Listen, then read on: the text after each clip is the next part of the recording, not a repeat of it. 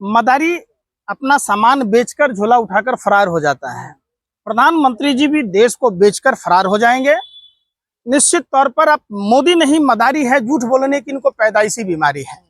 2004 में जब उत्तर प्रदेश के मुख्यमंत्री मुलायम सिंह यादव जी एक वहां अध्यादेश लाया था, तो भाजपा के लोगों ने वॉकआउट किया था। खुद मोदी जी ने कहा था इंडिया दैट इज भारत। तो एक बात आप हमको बताइए, क्या मोदी जी इस बात की गारंटी देंगे कि यहां से अंग्रेजी भाषा ही विदेशी भाषा है, लेकिन चूंकि इंटरनेशनल भाषा है तो हम उसमें पढ़ाई करते हैं, तो प्रधानमंत्री जी क्या अंग्रेजी भाषा पर पाबंदी लगाने की हैसियत रखते हैं? नरेंद्र मोदी जी ये तो बताइए, आपके औकात से फालतू चीजें हैं। आप पढ़े लिखे होते, आप अनपढ़ हैं, जाहिल हैं। कोई भी आदमी आपके कान में आके फू कर देता है और आप उड़ने लग जाते हैं। प्रधानमंत्री जी ये तो बताइए, आपके तमाम मंत्रियों के बच्चे विदेशों में पढ़ते हैं।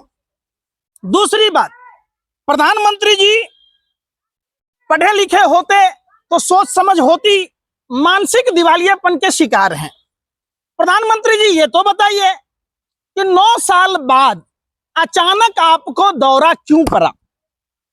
आप 9 साल पहले आपने 9 साल में startup India, skill India, digital India, जीतो इंडिया, खेलो इंडिया, तो आप एक बात बताइए प्रधानमंत्री जी, आपको उस समय गुलामी का प्रतीक नजर नहीं आ रहा था? प्रधानमंत्री जी अटल बिहारी वाजपेयी जी और लाल कृष्ण आडवाणी जी ने इंडिया साइनिंग का नाम दिया था, तो क्या स्वर्गीय अटल बिहारी वाजपेयी और लाल कृष्ण आडवाणी जी ने भारत के आवाम को बदनाम करने की कोशिश की थी? प्रधानमंत्री जी बताइए, आप मुंबई के एक चुनावी सभा में खुद बोला था, भाइयों एवं बहनों, मित्रों, कुशासन से मुक्ति के लिए वोट फॉर इंडिया, महंगाई से मुक्ति के लिए वोट फॉर इंडिया, किसानों पर अत्याचार से मुक्ति के लिए वोट फॉर इंडिया, युवाओं को जो 45 साल का जो बेरोजगारी का मार पड़ा है इससे मुक्ति के लिए वोट फॉर इंडिया। प्रधानमंत्री जी बताइए ना, प्रधानमंत्री जी को दौरा पड़ा है, रह रह के दौरा आता है। प्रधानमंत्री जी अनपढ़ और जाहिल हैं, और अनपढ़ जाहिल होना कोई गुनाह नहीं है, लेकिन मंद बुद्धि के प्रधानमंत्री को यह पता ही नहीं है तो क्या करेंगे? तो क्या प्रधानमंत्री जी गवर्नमेंट ऑफ इंडिया के जितने दस्तावेज हैं उससे इंडिया शब्द को हटा देंगे? कह रहे इंडिया गुलामी का प्रतीक है। तो भाई डिजिटल इंडिया किसने लाया? आप गुलामी के प्रतीक का झंडा क्यों ढो रहे थे? आप डिजिटल इंडिया किसने लाया? स्टार्टअप इंडिया किसने लाया? स्किल इंडिया किसने लाया? आप सुधार कर रहे हैं ना? है कबर में पांव लटका है, पूरा हाथ खा लिए, अब हो गया बातर। आप बताओ ना, प्रधानमंत्री के बातों पर मत जाइए। प्रधानमंत्री अगर पढ़े लिखे होते, देख लीजिए ना, जब गुजरात में थे तो दिल्ली से उन्होंने बीए कर लिया, और जब दिल्ली में थे तो वहां गुजरात यूनिवर्सिटी से एमए इंटायर पॉलिटिकल साइंस कर लिए। यह अजूबा आदमी है, ये नाला से गैस बना लेते हैं, A+B के होल स्क्वायर में से 2AB एक्स्ट्रा निकाल लेते हैं, बादल से राडार को छुपा देते हैं, जिस समय देश में कैमरा नहीं होता है वो फोटो शूट कर लेते हैं। तो प्रधानमंत्री का तो अजब, कब क्या दौरा आ जाए प्रधानमंत्री जी को यही नहीं पता है। तो इंडिया हट जाए तो आपको क्या दिक्कत है? भारत हो जाएगा क्या?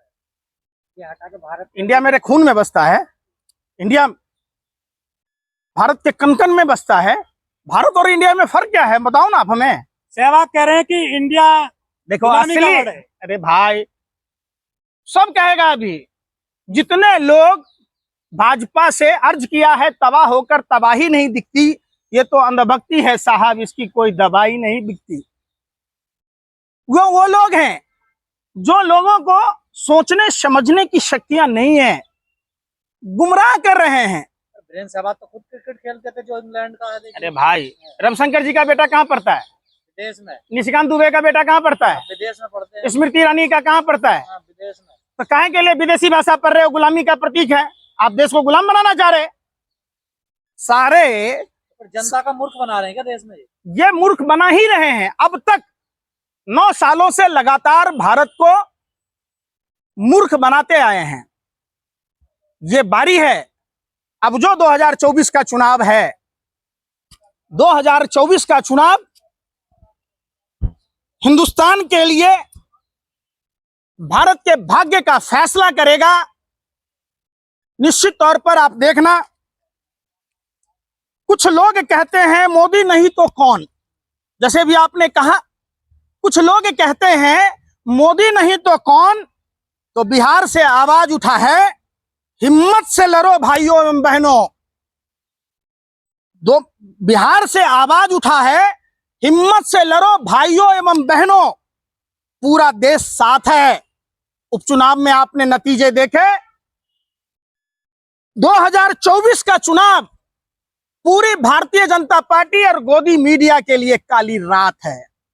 आपने घोसी उपचुनाव में देखा था, चुनाव के नतीजे ज्यों-ज्यों आ रहा था, भाजपा के उम्मीदवार पिछड़ रहे थे। उनके कदावर नेता संजय निषाद ने कहा, ये तो पाकिस्तान का अभी ईवीएम खुला है, हिंदुस्तान का खुलने दीजिए। अरे मूर्ख, देश के प्रधानमंत्री तुम्हारे ही पार्टी के नेता हैं और उत्तर प्रदेश के मुख्यमंत्री तुम्हारे ही पार्टी के नेता ढोंगी अपराधनाथ हैं।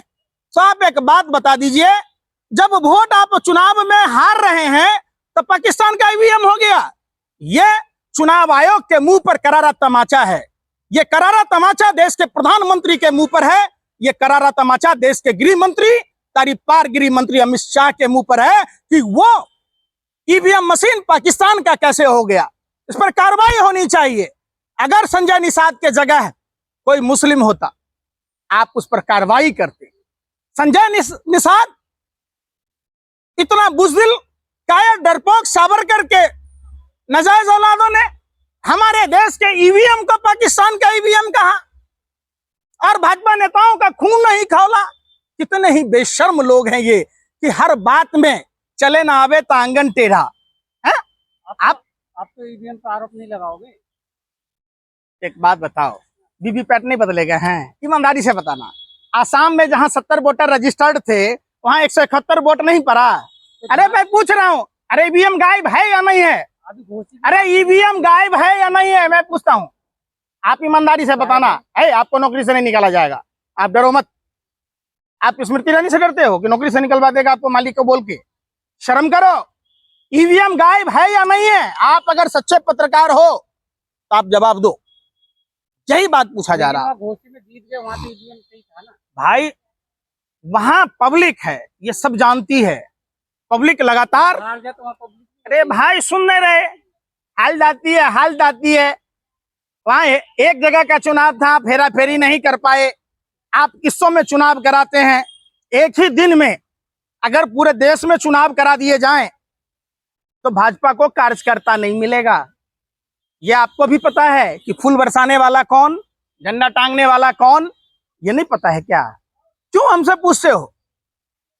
और आपने कहा G20 की उपलब्धि, G20 का होना भारत के लिए गर्व की बात है।